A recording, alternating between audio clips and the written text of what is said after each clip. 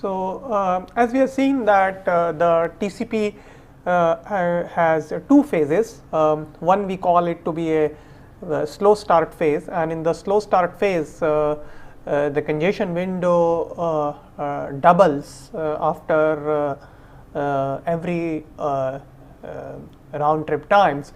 After every acknowledgement, the congestion window increases by 1.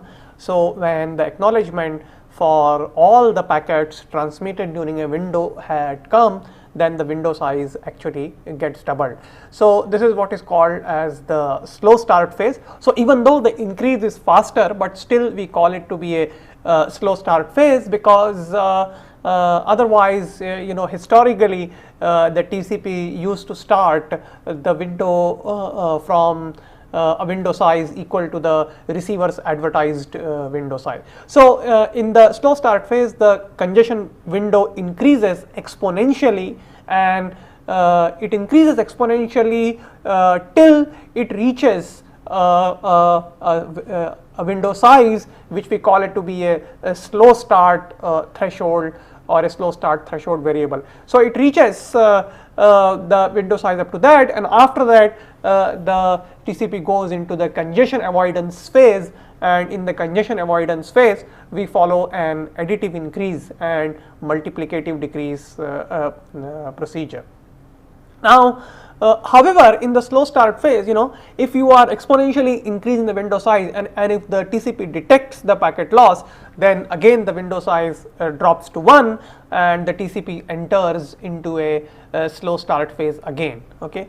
However, if there is no packet loss and the window size increases up to the slow start threshold window size, and after that it enters into the congestion avoidance phase, then if the TCP detects the packet loss due to the triple duplicate acknowledgement, then the window size drops to half of the window size at which the packet loss is detected, and again the TCP enters into the congestion avoidance phase only. On the other hand, if the packet loss is detected due to the retransmission timeout, then the window size drops to 1 and the source enters again into the slow start phase, followed again by the congestion avoidance phase. But in the second case, that in the second time when it enters into the slow start phase, the value of the slow start threshold variable is set equal to half of the window size at which the packet loss was detected. Now, today what we will try to do is that we will try to analyze this slow start phase and the congestion avoidance phase and determine the throughput for such a TCP source with slow start phase and congestion avoidance phase in networks which have high bandwidth delay products. Right. So, there are certain assumptions. We will state these assumptions. So, the assumptions are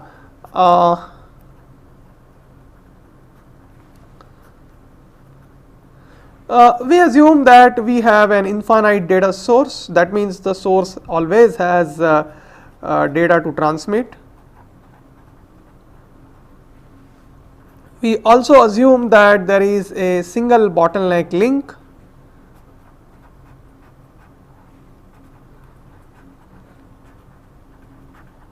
Single bottleneck link with capacity of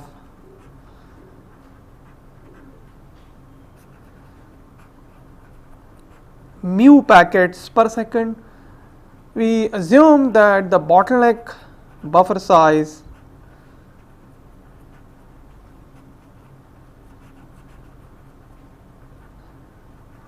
is B and the propagation delay tau I are taken to be deterministic.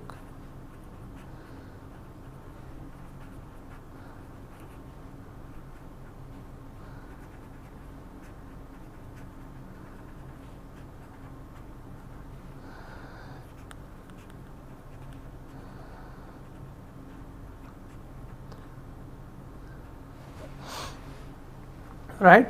So, what we are assuming is that there is a single data source. Okay. So, the one data source and there is one receiver, and in the network there is one bottleneck node. We assume a single bottleneck node, and that bottleneck node has a buffer capacity of B, and the node serves the packet with a rate of mu packets per second. Okay, and the propagation delay tau, okay, the propagation delay tau, that is assumed to be constant. Okay, so this we call it to be, so let us say tau. So if we define the window evolution, so let us define the normalized buffer size.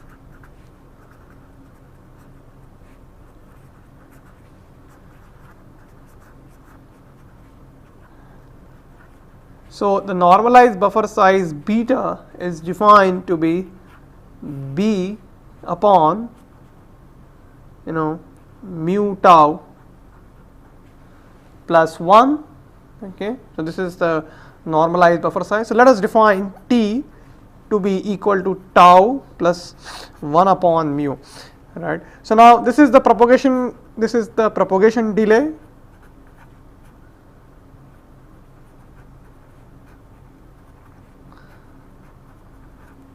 and this is the service time.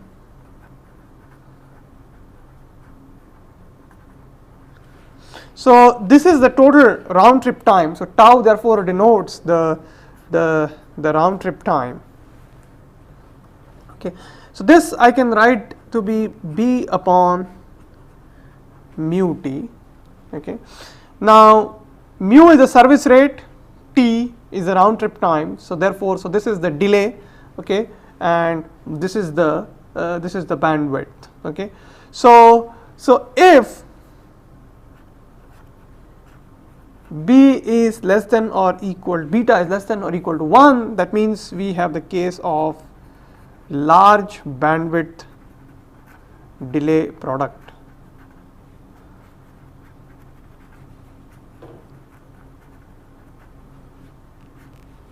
Essentially it means that the bandwidth delay product, so this is what is called as the bandwidth into delay product, this mu T is greater than or equal to the bottleneck buffer size. So we would like to analyze the situation or the throughput characteristics of a TCP source in networks which are having large bandwidth delay products.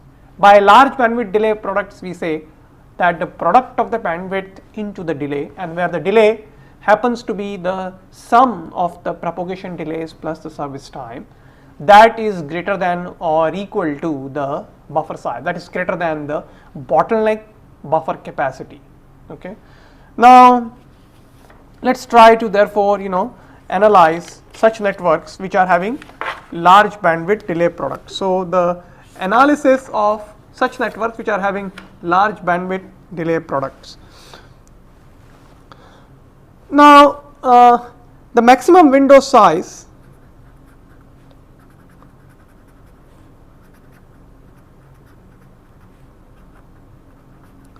that can be there, so we call it to be the W pipe, the maximum window size, or W max, will be mu T plus P. Now this many number of packets can be there in the transit,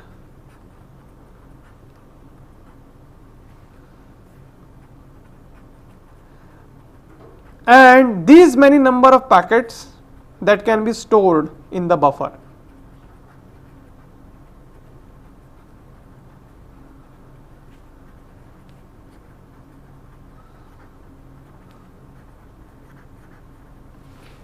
So this is sort of the maximum buffer size, the maximum window size. This indicates what can be the maximum window size in the network, right. That is, the maximum window size actually denotes what is the maximum number of unacknowledged packets that can be there in the network. Now the maximum number of unacknowledged packet that can be there in the network is equal to the number of packets that can be there in the transit plus the number of packets that are actually queued up in the buffer. Okay, so mu T plus B actually indicates the maximum number of unacknowledged packets that can be there in the networks, and therefore by definition it will be the maximum window size.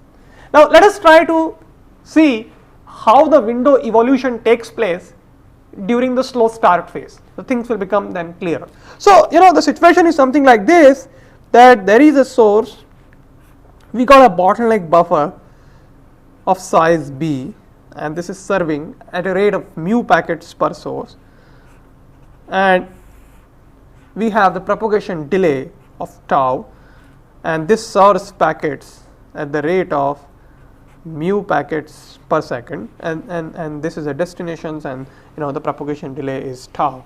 So this model actually is a very simplified model of the TCP connection between a source and a destination in a large bandwidth networks. So now let us try. So our assumption is that a source is always data to send, therefore it is an infinite data source. Our assumption is also that the propagation delay is assumed to be constant. Usually in practice the propagation delay may not be constant, but it is assumed to be constant here, okay. And there is only one single bottleneck node, and then that bottleneck node has a capacity of holding B packets, and it has a service rate of mu packets per second. So now let us try to see how the window evolution takes place during the slow start phase. Now the window evolution that takes place in the slow start phase is something like this.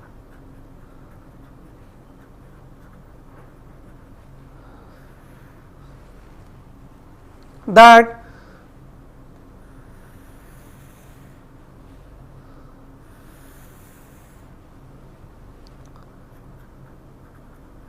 let us say time, the packet which has been ACKed,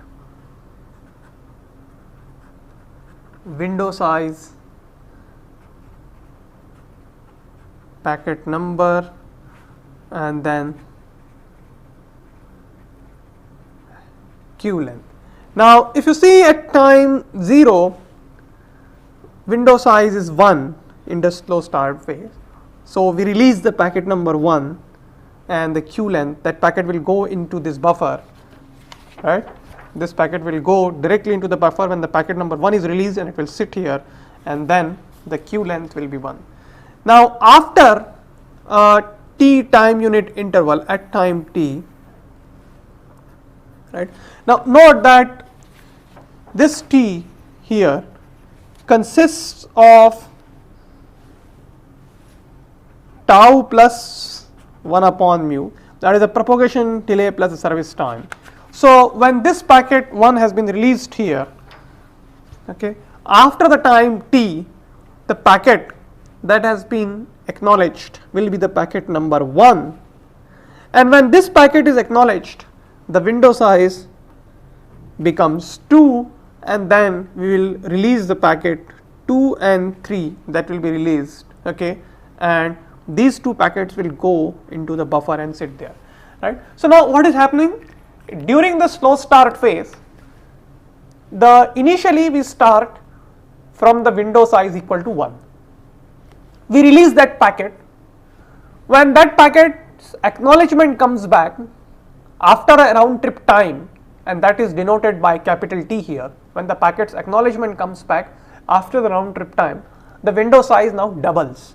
So the window size becomes 2, okay. The window size, for every acknowledgement, the window size increases by 1 in the slow start phase. So when this particular packet's acknowledgement comes back, the window size becomes 2. So we release now the 2 packets, these 2 packets go and sit into the buffer. Now if you see the packet number 2 which was released earlier, okay, in this case, the packet number 2, when that gets serviced after a time interval of t, that means at time 2t, the packet which will get at 2, okay. Now when this packet comes here, the 3 actually starts getting service, okay. So the window size now becomes, when the packet number 2 has been acknowledged, the window size becomes 3. Already 3 is there in the transit, right, and therefore we can now release the packet number 4 and 5, and since C3 is there in the transit, these two packets will go and sit into the buffer, and therefore the queue length is again 2. Now the packet number 3 will, the acknowledgement for packet number 3 will come back to the source after another interval of 1 upon mu, because the difference between 2 and 3 will be 1 upon mu, where 1 upon mu is the service time. The packet that gets acknowledged is 3, alright, and when the packet that gets acknowledged is 3, the window size becomes 4. Now when the window size becomes 4, now at this point, when 3 was in the transit, okay, the packet number 4 was getting served, okay, and since the window size is 4, packet number 5 is already there in the buffer, we can release packet number 6 and 7, okay. So therefore 5, 6, 7 will be there in the queue, so the queue length is 3, 4 will be there in the transit, and therefore the total window size is 4, and that indicates the maximum number of unacknowledged data that can be there in the transit. Now similarly at 3t, okay, and the 3t, okay, at time 3t, okay, we now get the acknowledgement from the packet number 4, which was released at time 2t, and then the window size becomes 5, and now the packet that will be released will be 8 and 9, and these 8 and 9 packets will go and sit into the buffer. Note that the packet 5, 6, 7, they are there in the transit, okay, 5, 6. So therefore at 3t plus 1 by mu, you get the packet which is acknowledged is 5, the window size becomes 6, the packet that are released are 10 and 11, and then the queue length becomes 3. Note that in the queue the packet number 9, 10, 11 will be there, and packet 6, 7, 8 are there in the transit, and then they will get acknowledged here. So we'll have 3t plus 2 by mu, where we get the packet number 6 acknowledged, the window size becomes 7, and we release the packet number 12 and 13, and the queue length becomes 4, okay. Similarly we get after 3t plus 3 by mu, and 3t plus 3 by mu will get the acknowledgement for 7, and then the window size will become 8, and 8 we will release the packet number 14 and 15, because note that there are already 4 packets in the queue and 3 packets in the transit, okay. So therefore the window size in that case becomes 5, okay, and so on. Now at 4 by mu, 4 by mu is essentially nothing but the 4t, and at this point we will receive the acknowledgement of 8 here, okay. So this way the evolution of the window takes place in the slow start phase, and as you can see from this example that the window is essentially evolving in an exponential manner during the slow start phase, right. So you can see here at the time 4t, the acknowledgement for 8 comes, the window size becomes 9, and you will acknowledge packet number 16 and 17. So the window size is 9, the acknowledgement for packet number 8 has come, and note that all the packets, that is 9, 10, 11, 12, 13, 14, they are all in the transit, and therefore the queue length again will be 2, okay. So therefore this illustrates the exponential nature of the window evolution. Now let us define each of these, that is t and this interval and this interval, to be the mini cycles, okay. So we define the ith mini cycle to be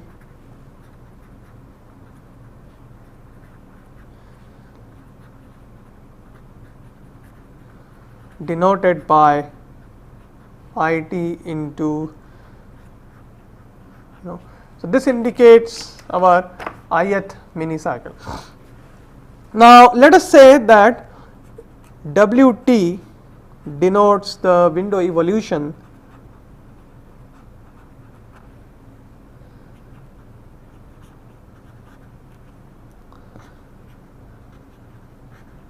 window size at time t. Okay. Now, if you see here, if you observe the behavior here, so this is the first minicycle, the second minicycle, the third minicycle, the fourth minicycle, and so on. So, if you see that in n plus 1th minicycle,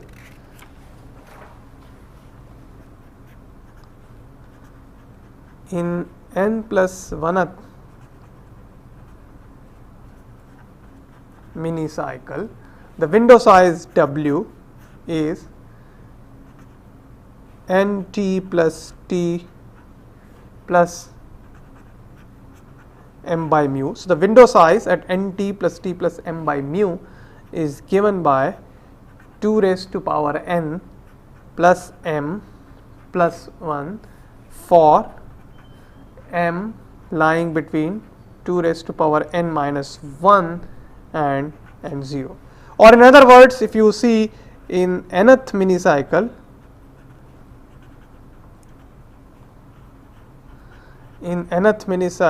it will be W nt plus m by mu, which will be equal to 2 raised to power n minus 1 plus m plus 1 for m lying between 2 raised to power n minus 1 and 0. So, as you can see here, let us say that if you have n is equal to 3, if you keep n is equal to 3 here, and then if m is 0, okay, the window size is 3 minus 1, 2 raised to power 2, that is 4 plus 1, that is 5 here. If you take now 3t plus 1 by mu, that is m is 1, then it becomes equal to 5 plus 1, that is 6 here, and so on. All right. So, this way you can determine what will be the minicycles, okay, the window size at the nth minicycle. Similarly, the Q size, the Q length during the nth minicycle is given by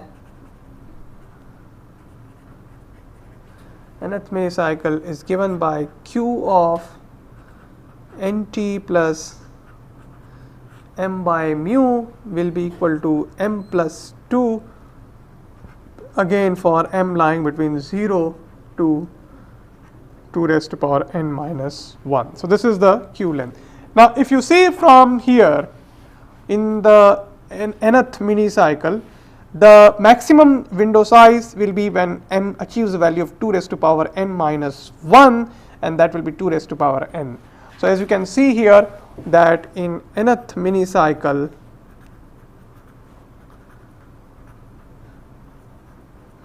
the maximum window size W max will be equal to 2 raised to power n. Okay. And similarly, the maximum Q length, if you want to know, then you have Q max, which again if you put m is equal to 2 raised to power n minus 1, we will have 2 raised to power n minus 1 minus 1 plus 2, which is equal to 2 raised to power n minus 1 plus 1, which we can approximate to be equal to 2 raised to power n minus 1. So, if you see from here that the Q max is approximately equal to W max by 2, the Q max is approximately half of the maximum window size, which will become clearer from this example here. As you can see here, that the maximum window size in this minicycle is 8, and half of 8 is 4, which is approximately equal to the maximum Q length, which is actually here 5, right. So as we have seen, that the slow start, during the slow start phase, the window increases in an exponential fashion, and we can write an expression for the window size evolution as well as the queue length evolutions. And we have also seen that the maximum queue size, that is the maximum queue size, will be approximately equal to half of the maximum window size in the nth mini cycle. Right. Now let us do one thing, that let us define some variable called NB. Okay. So let us say that define NB such that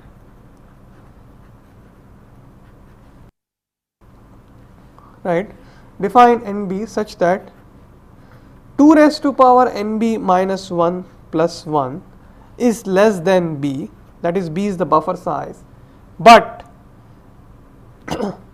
but the B itself is less than or equal to 2 raised to power NB plus 1.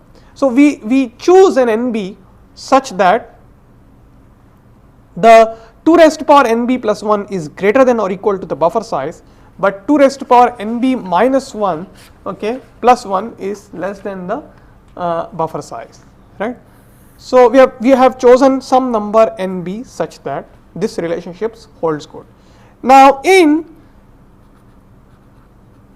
let us say, NBth mini cycle,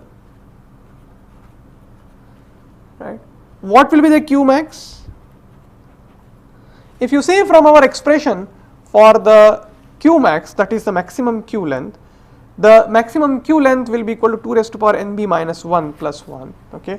So it will be 2 raised to power NB minus 1 plus 1, but since this is less than B, no buffer overflow will take place.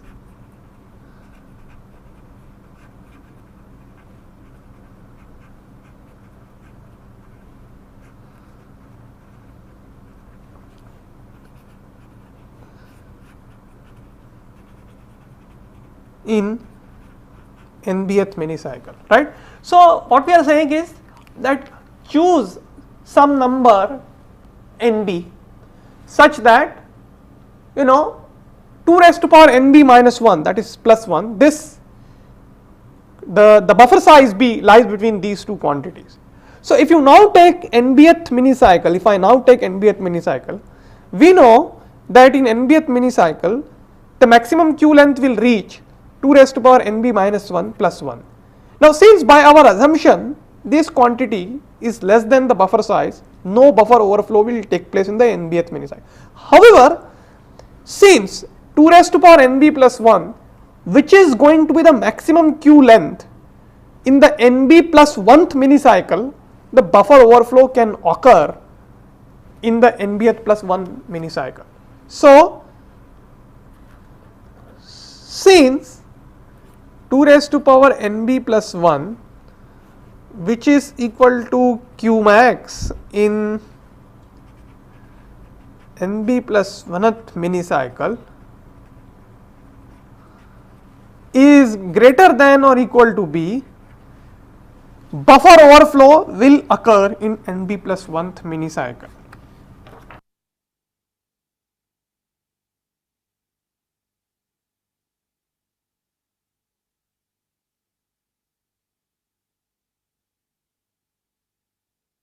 Right. Now the question really is that, note that the maximum Q length which is going to be there in NB plus 1th mini cycle is greater than or equal to B. So that is the maximum Q length, but the Q length can become, the buffer can fall short of the Q length somewhere in between also during the NB plus 1th mini cycle. So we need to determine at what point the Q length exceeds the maximum buffer size. So therefore during this cycle, okay, the Q length will exceed, okay, the buffer size for that value of M, for which, so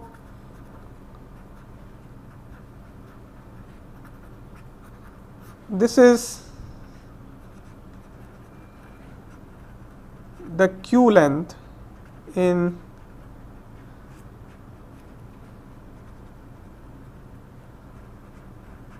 at B plus 1th mini cycle, and this in general is given by an expressions for M plus 2, and whenever that becomes equal to B plus 1,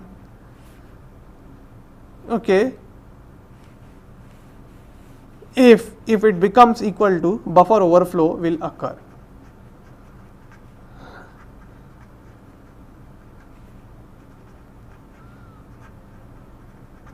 So therefore, m should be equal to b minus 1. Okay. So at this point, right, m equal to b minus 1, the buffer overflow is occurs. So for this situation,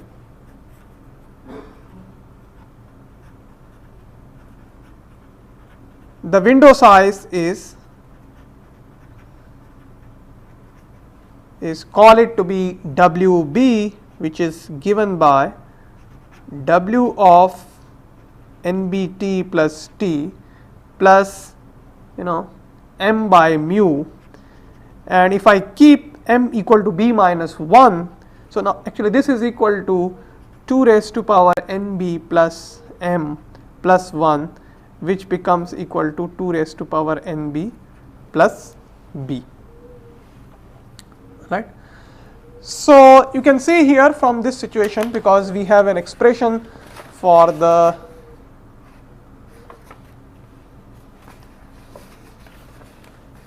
Q length variations. For the Q length variations in the nth mini in nb plus 1th mini cycle is given by 2 raised to power n plus m plus 1, and that is what we have written here, 2 raised to power nb plus m plus 1, which is given by 2 raised to power nb plus b.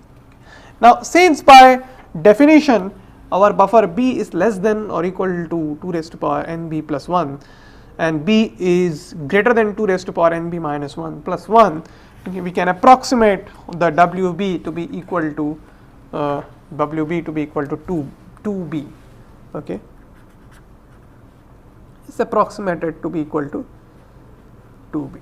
Now note that, now what is happening? Let's see that the window evolution during the slow start phase is exponential. That's what we have seen, and we have argued that the buffer will overflow in the nb plus 1th mini cycle if the Q length exceeds the buffer size and the window size reaches approximately equal to 2b. So when the window size reaches approximately equal to 2b, the buffer overflow will occur.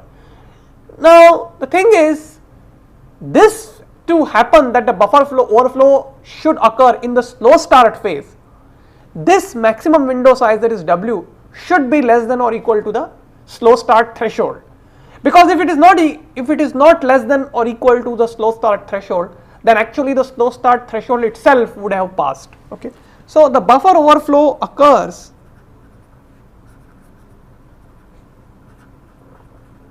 during a slow start phase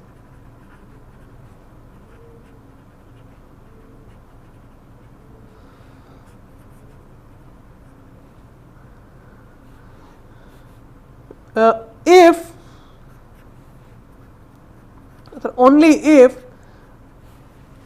WB is less than or equal to WT, which is slow start threshold.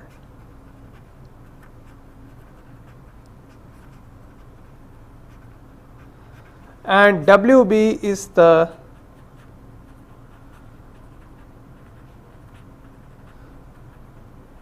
max window size at which buffer overflow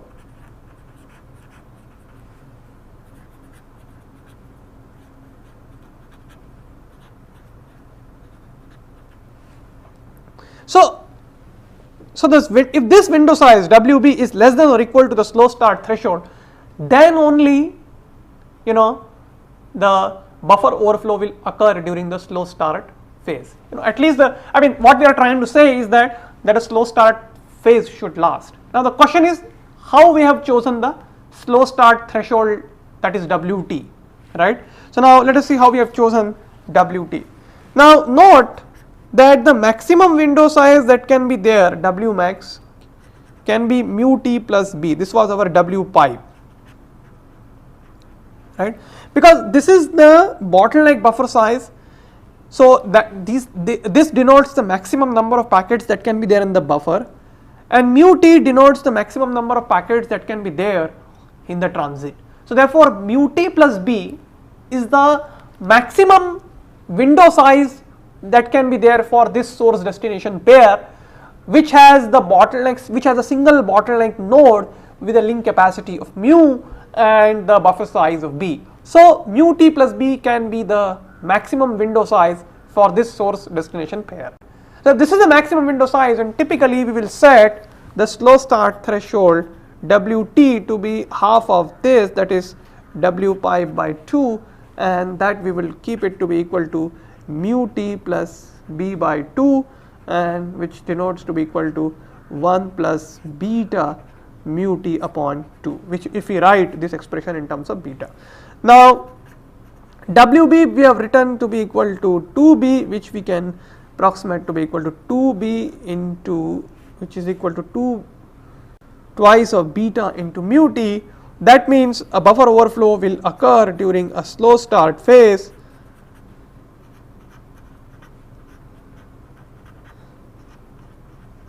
buffer overflow occurs during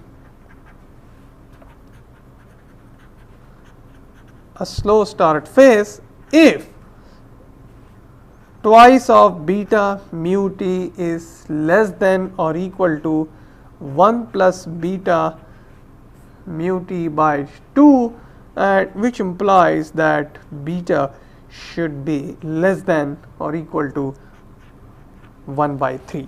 So what it is trying to say is that if the beta, that is a normalized buffer size, if it is less than or equal to 0.33, then the buffer overflow can occur during a slow start phase. That means the packet can be lost during the slow start phase. Okay. Now one thing, if the packet is lost during the slow start phase, then two things happens. Whenever the source detects that a packet loss has occurred, it drops the window size to w equal to 1 and enters into another slow start phase, right? It enters into another slow start phase. Now when it enters into another slow start phase, this time the slow start threshold variable will not be the original slow start threshold variable which was used in the previous slow start phase. That will not be, but it will be half of that, because whenever you detect a packet loss, you set your slow start threshold variable equal to half of window size at which the packet loss has been detected, right? Now let us try to therefore analyze what will be the throughput of this TCP connection in the slow start phase. Okay, so we now try to determine the throughput in the slow start phase.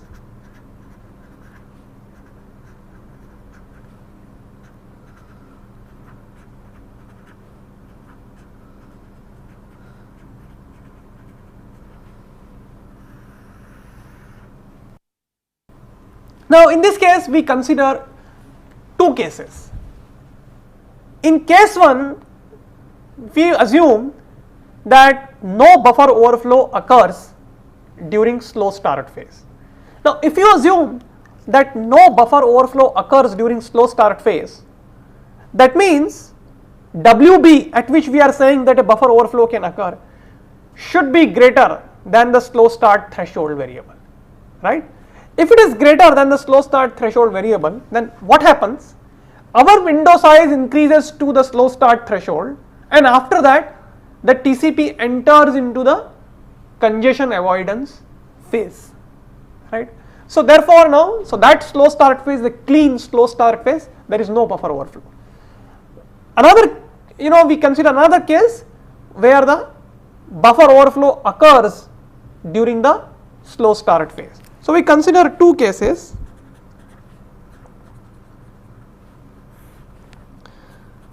Case 1, we consider that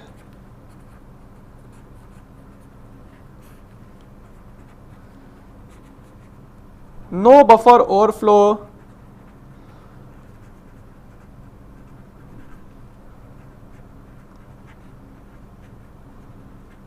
occurs during slow start phase. That means this case corresponds to the situation of WB is greater than WT. Case 2, we assume that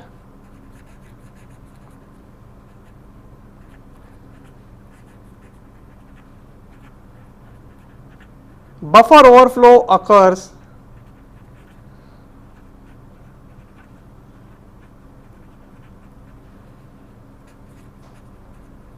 during slow start phase. That means WB is less than or equal to WT. Now, in the case 2 situation where the buffer overflow occurs during the slow start phase, there will be 2 slow start phase. Now, we need to consider 2 slow start phase. In one slow start phase, what will happen? Our window size increases to WB, at which the buffer overflow occurs. The window drops to W equal to 1 and again enters into the slow start phase, right? But this time it will not go to WT, it will go to WT, but this WT will be different than the previous slow start phase WT, right? It will be equal to half of the window size at which the packet loss has been detected. Now let us try to therefore determine throughputs of the slow start phase in both the cases. So we consider the case 1 first. So case 1 is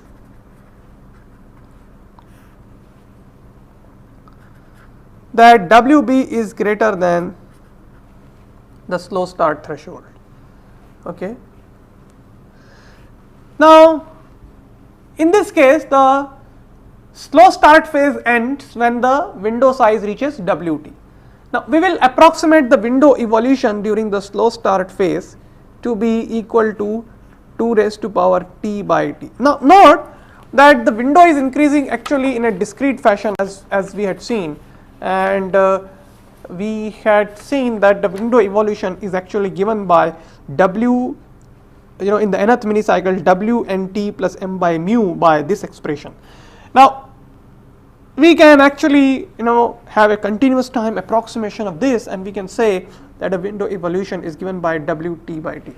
Now let us say that T1 is T1s slow start threshold denotes the duration of this slow start phase, then this will be equal to t times log 2 of WT, right? The slow start phase will end when the window size has reached WT. Similarly, let N1s denotes the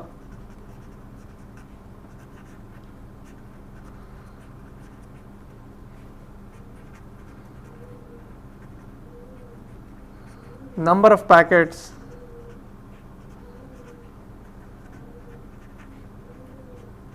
transmitted during the slow start phase. And now the number of packets transmitted during the slow start phase, if you see the window evolution, is approximately equal to the window size. I mean, if you can see the evolution of the window size here, let me just show you the evolution of the window size. That will clearly tell you that as you can see from here, that the number of packets transmitted during the slow start phase, number of packets successfully transmitted during the slow start phase is approximately equal to the window size. So the number of packets successfully transmitted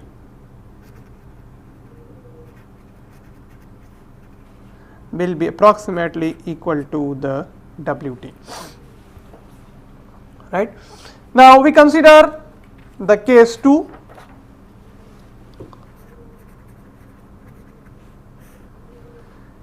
Case 2 is when the WB is less than or equal to WT. So therefore buffer overflow occurs.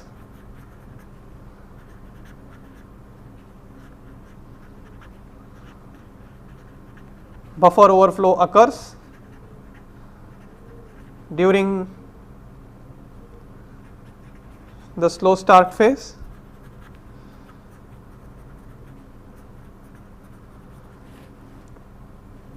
So the buffer overflow occurs during this slow start phase. This is followed by another slow start phase.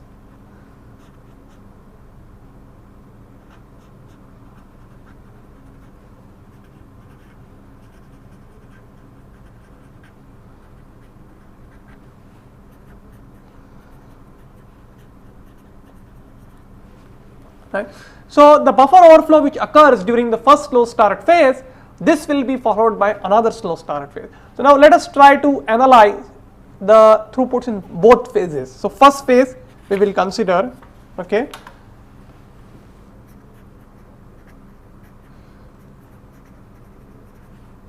So the first phase of the slow start phase. In this case, we can assume that the threshold which we have kept to be equal to W max by 2, and that we have kept equal to B plus mu t by t. Now when the window it reaches the WT, that is a slow start threshold, when it reaches WB, that is the window size at which the buffer overflow occurs, right. So now let us determine the time to reach, okay, the T11s, I say the time for WT to reach window size W, at which point, okay, the buffer overflow occurs, plus the time to detect the packet loss. And this is equal, and this will be the duration of the slow start phase, right. This will be the duration of the first phase of this slow start phase. So this is given by T of log WB plus T. So by following the same evolution, you know, that WT is equal to 2 raised to power T by T. So the time it takes for WT to reach WB will be equal to, you know, T into log of WB, plus it takes another round trip time to detect the packet loss. So therefore, you know, we add another T. So as a result, you know, this time is given by log of WB plus 1. Now again, the window size has reached up to WB, right. The window size is WB. So the total number of packets which have been successfully transmitted can again be approximated by WB. So we will say that, let us denote, let's denote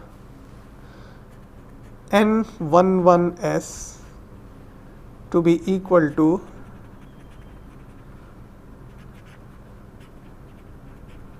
number of packets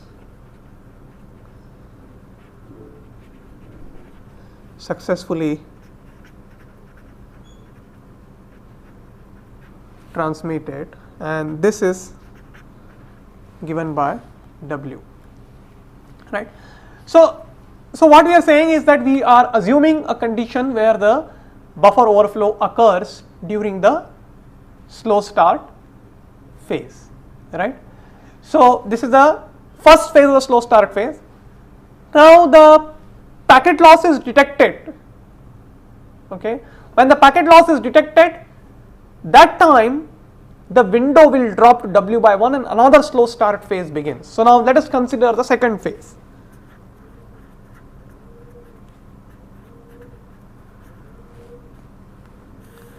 Now in the second phase, note that the slow start threshold variable WT, which was earlier set in the initial condition, which was set equal to W max by 2, it will not be that. It will be the half of, it will be set equal to half of the window size at which the packet loss was detected. It can be shown that the window size at which the packet loss was detected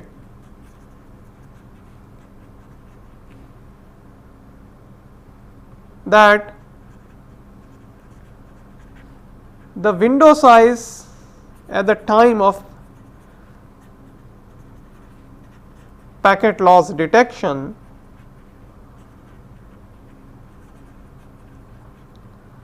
is actually given by minimum of 2w minus 2 into the original Wt which was there. So, the new Wt will be set equal to minimum of Wb minus 1 into Wt by 2. And what was Wt by 2? It was W max by 2, so that will be actually equal to minimum of Wb minus 1 into W max by 4. Now, we will now determine that. So, now when the window size reaches this new Wt, the slow start phase ends and a congestion avoidance phase begins. So, we will now determine how much time it takes for the source to remain in this phase, okay, and the number of packets that it has successfully transmitted. So, which in our case will be given by T1 2s to be equal to time for Wt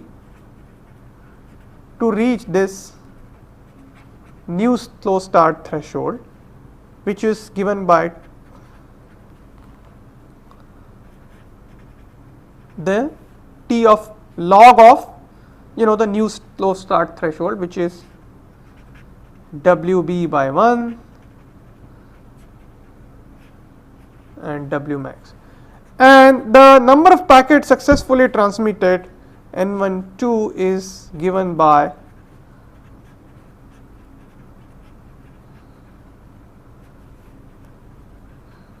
the window equal to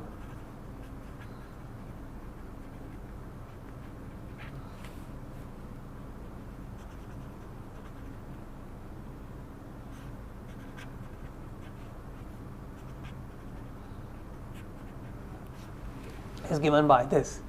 So therefore, we got two phases. We can determine how much is the time for the slow start phase cycle, and we can also then determine how much is the maximum number of packets that has been transmitted during this slow start phase, and from this we can determine the throughput for the slow start phase. Okay. So now we will go into determining the throughput for the congestion avoidance phase.